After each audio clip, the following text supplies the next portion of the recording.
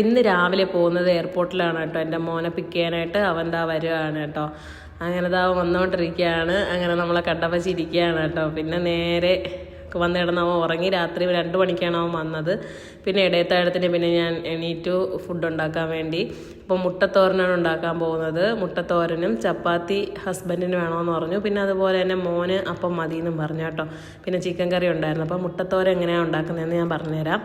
ആദ്യം നമ്മൾ സവാള അതിലോട്ട് ഇടുക. പിന്നെ ഞാൻ മുട്ടത്തോരനിൽ കുറച്ച് വെജിറ്റബിൾ ആഡ് ചെയ്യുന്നുണ്ട് കേട്ടോ. ഞാനിപ്പോൾ ഇട്ട് കൊടുക്കുന്നത് ക്യാബേജും അതുപോലെ തന്നെ ക്യാരറ്റുമാണ്. പിന്നെ ആവശ്യത്തിന് ഉപ്പ്, മഞ്ഞൾപ്പൊടി, കുരുമുളക് പൊടി, പിന്നെ കുറച്ച് ഗരം മസാലയും കൂടി ഇട്ട് കൊടുക്കണം കേട്ടോ. പിന്നെ അതിന് തക്കാളിയും ചില്ലി ഫ്ലേക്സും അത് നന്നായിട്ടൊന്ന് വഴണ്ട് വരുമ്പോൾ ഞാൻ ഇപ്പോൾ ഒരു 6-7 മുട്ട എടുക്കുന്നുണ്ടേ. എന്നിട്ട് അതിൽ കുറച്ച് കുരുമുളക് ഇട്ടിട്ട് നമ്മളൊന്ന് അടച്ച് വെക്കണം കേട്ടോ.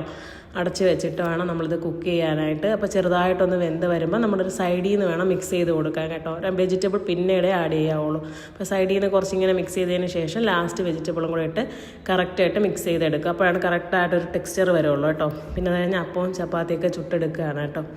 അങ്ങനെ അതെല്ലാം എടുത്തതിന് ശേഷം അവരെ പോയി ഞാൻ വിളിച്ചു കേട്ടോ. അവരെ വിളിച്ചു ഫുഡെല്ലാം കൊണ്ടുവന്ന് ടേബിളിൽ വെച്ച് രണ്ടുപേരും വന്നിരുന്ന് കഴിക്കുകയാണ്.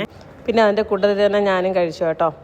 പിന്നെ അത് കഴിഞ്ഞിട്ട് പിന്നെ നമ്മളെ മക്കൾ എത്ര വലുതായാലും രാവിലെ അവരുടെ അടുത്ത് പോയി ഇങ്ങനെ കിടന്ന് അവരെ കുത്തി ഉണർത്തൽ പരിപാടി എനിക്കുണ്ട് കേട്ടോ. എനിക്ക് എൻ്റെ ഹസ്ബൻഡിനും ഉണ്ട് കേട്ടോ. അങ്ങനെ കുത്തി ഉണർത്തി അവനെ റെഡിയാക്കി ഇതാ ഷോപ്പിലോട്ട് പോവുകയാണ്.